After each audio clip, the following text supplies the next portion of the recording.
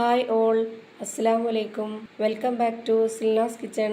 ഇന്നത്തെ റെസിപ്പി ബട്ടറും പാലും വെച്ച് തയ്യാറാക്കി എടുത്തിട്ടുള്ള നല്ല ടേസ്റ്റി ആയിട്ടുള്ള ഒരു അടിപൊളി ഇടിയപ്പത്തിൻ്റെ റെസിപ്പിയാണ്. നല്ല സോഫ്റ്റ് ആയിട്ടുള്ള പഞ്ഞ് പോലത്തെ ഒരു നല്ല ടേസ്റ്റി ആയിട്ടുള്ള ഒരു ഇടിയപ്പത്തിൻ്റെ റെസിപ്പിയാണ്. അപ്പോൾ ഈ ഒരു വീഡിയോ സ്കിപ്പ് ചെയ്യാതെ മുഴുവനായിട്ടും കണ്ടേക്കണേ. എന്നാൽ മാത്രമേ ഞാനിതെങ്ങനെയാണ് തയ്യാറാക്കിയെന്ന് മനസ്സിലാവുള്ളൂ.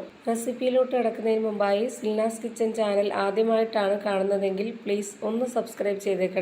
ഒപ്പം തന്നെ ഈ വീഡിയോസ് നിങ്ങൾക്ക് ഇഷ്ടപ്പെടുകയാണെങ്കിൽ ഒരു ലൈക്ക് ചെയ്യാനും മറക്കരുത്. ഇനി നമുക്ക് റെസിപ്പിയിലോട്ട് കടക്കാം.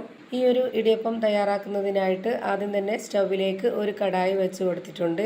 ഇതിലേക്ക് 250 ml കപ്പിൻ്റെ അളവിൽ 2 കപ്പ് വെള്ളവും ഇതേ കപ്പ് അളവിൽ തന്നെ 1 കപ്പ് കട്ടി പശുവിൻ പാലും കൂടി ഒഴിച്ചു കൊടുക്കുന്നുണ്ട്. തേങ്ങാപ്പാലിലും ചെയ്തെടുക്കാം. തേങ്ങാപ്പാൽ എടുക്കുകയാണെന്നുണ്ടെങ്കിലും ഇതേപോലെ തന്നെ 1 കപ്പ് നല്ല കട്ടിയായിട്ടുള്ള തേങ്ങാപ്പാലും ബാക്കി 2 കപ്പ് വെള്ളവും ഒഴിച്ചു കൊടുക്കാം.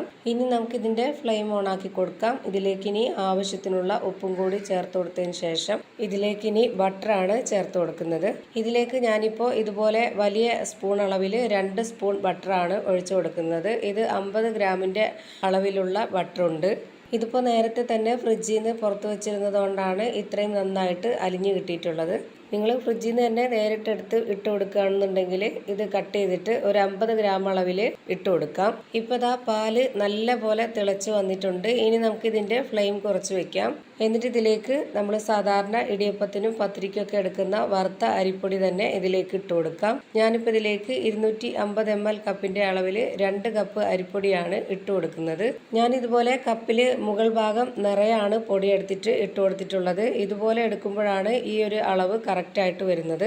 നിങ്ങൾ ഇതുപോലെ പൊടി എടുക്കുമ്പോൾ കപ്പിൻ്റെ മുകൾ ഭാഗത്തുള്ള പൊടി തട്ടിയിട്ടാണ് ഇട്ട് കൊടുക്കുന്നതെങ്കിൽ വെള്ളത്തിൻ്റെ അളവും വ്യത്യാസം വരും. ഇപ്പം ഞാനിത് പൊടി ഇട്ട് കൊടുത്തതിന് ശേഷം മീഡിയം ഫ്ലെയിമിൽ ഇട്ട് കൊടുത്തിട്ട് പൊടി നന്നായിട്ട് ഇളക്കി കൊടുത്തിട്ടുണ്ട്.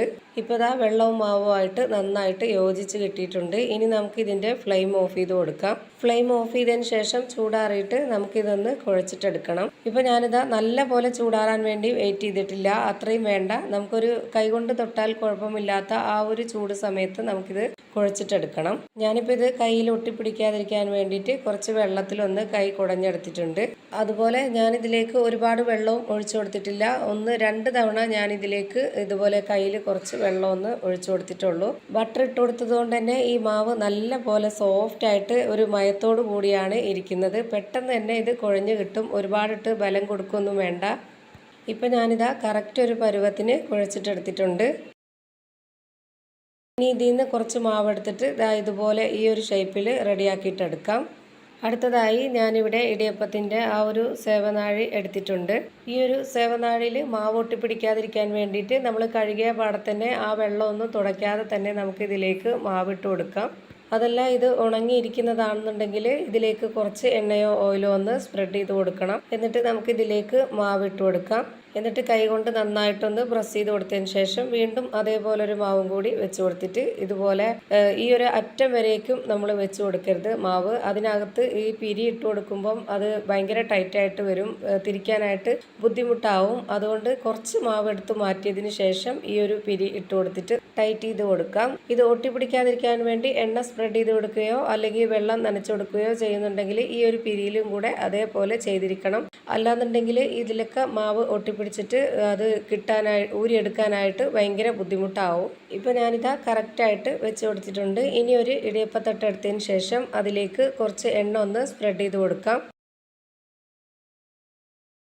എന്നിട്ട് ഇതിലേക്ക് കുറച്ച് ചിരകിയ തേങ്ങയും കൂടെ ഇട്ട് കൊടുക്കാം. ഇനി നമുക്ക് മാവ് നിറച്ച് വെച്ചിരുന്ന ആ ഒരു സേവനാഴി എടുത്തിട്ട് ഈ ഒരു തട്ടിൻ്റെ ഓരോ കുഴിയിലേക്കും ഇതുപോലെ മാവ് ഒന്ന് കറക്കി തിരിച്ച് ഇട്ട് കൊടുക്കാം. ഇനി ഇതേപോലെ തന്നെ ഇതിൻ്റെ വലിയ തട്ടിലേക്കും ഇതുപോലെ മാവ് നിറച്ചിട്ട് കൊടുക്കുന്നുണ്ട്. ഇപ്പോൾ ദാ 2 തട്ടിലും മാവ് നിറച്ച് കൊടുത്തിട്ടുണ്ട്. ഇനി ഇത് വേവിച്ചെടുക്കാനായി ഇടിയപ്പത്തിൻ്റെ ചെമ്പിൽ വെള്ളം വെച്ച് കൊടുത്തതിന് ശേഷം അതൊന്ന് തിളച്ച് വരുമ്പോൾ അതിലേക്ക് ഇത് ഇറക്കി വെച്ച് കൊടുക്കാം. ഇതുപോലെ 2 തട്ടും ഇറക്കി വെച്ച് കൊടുത്തതിന് ശേഷം ഇതൊന്ന് അടച്ചു വെച്ചിട്ട് വേവിച്ചെടുക്കാം. ഇനി ഇതൊന്ന് വെന്ത് വരട്ടെ. ഇത് വേവുമ്പോൾ തന്നെ ഈ ഒരു ബട്ടറൊക്കെ ഉള്ളതുകൊണ്ട് ഒരു പ്രത്യേക മണമാണ് ഇതിന്. ഒരു 10 മിനിറ്റ് ആകുമ്പോഴേക്കും നമ്മുടെ ഇടിയപ്പം റെഡിയാവും. അപ്പോൾ തന്നെ ഫ്ലെയിം ഓഫ് ചെയ്ത് കൊടുത്തതിന് ശേഷം കുറച്ചൊന്ന് ചൂടാറിക്കഴിഞ്ഞാൽ ഇത് നമുക്ക് തട്ടിൽ നിന്നും ഇളക്കി ഇതുപോലെ ഇട്ട് കൊടുക്കാവുന്നതാണ്. അപ്പോൾ ദാ ബട്ടറും പാലും ചേർത്ത് തയ്യാറാക്കി എടുത്തിട്ടുള്ള നല്ല സോഫ്റ്റ് ആയിട്ടുള്ള പഞ്ഞ് പോലത്തെ ഒരു ഇടിയപ്പം റെഡി ആയിട്ടുണ്ട്. ഇത് നിങ്ങൾക്ക് കാണുമ്പോൾ തന്നെ മനസ്സിലാവുന്നുണ്ടാവും എത്രത്തോളം നല്ല പെർഫെക്റ്റ് ആയിട്ടാണ് ഈ ഒരു ഇടിയപ്പം റെഡിയായി കിട്ടിയിട്ടുള്ളതെന്ന്. ഇതിൻ്റെ കൂടെ ഏത് കറികൾ വേണമെങ്കിലും കഴിക്കാവുന്നതാണ്. സാധാരണ ഇടിയപ്പം തന്നെ മുട്ടക്കറിയുടെയും ഇറച്ചിക്കറിയുടെയും കൂടെ കഴിക്കാൻ ഭയങ്കര ടേസ്റ്റാണ്. അപ്പോൾ പിന്നെ ഇങ്ങനെ വേവിച്ചതും കൂടി ആവുമ്പോഴത്തേക്ക് പറയാനില്ല, ഭയങ്കര ടേസ്റ്റാണ്. ഞാനിപ്പോൾ ഒരു ട്രിപ്പ് ഇടിയപ്പം മാത്രമേ ഇതിൽ വേവിച്ച് കാണിച്ചിട്ടുള്ളൂ. ഒരു ട്രിപ്പും കൂടി ഉണ്ട്. ഞാൻ എടുത്തിട്ടുള്ള ആ ഒരു മാവിൻ്റെ അളവിന് 2 ട്രിപ്പ് ഇടിയപ്പം കിട്ടിയിട്ടുണ്ട്. അപ്പോൾ ഇത്രയേ ഉള്ളൂ ഇന്നത്തെ വീഡിയോ ഇഷ്ടമായാൽ ലൈക്ക് ചെയ്യാനും കമൻറ്റ് ചെയ്യാനും ഷെയർ ചെയ്യാനും മറക്കരുത്. അതുപോലെ തന്നെ ഞാനിടുന്ന പുതിയ വീഡിയോസ് നോട്ടിഫിക്കേഷനായിട്ട് കിട്ടുന്നതിന് വേണ്ടി സബ്സ്ക്രൈബ് ചെയ്ത് ബെല്ലൈക്കൺ അമർത്തി അതിൽ ഓൾ എന്ന ഓപ്ഷൻ എനേബിൾ ചെയ്ത് കൊടുക്കാനും മറക്കരുത്. പുതിയൊരു വീഡിയോയുമായി വീണ്ടും വരും. Thank you for watching.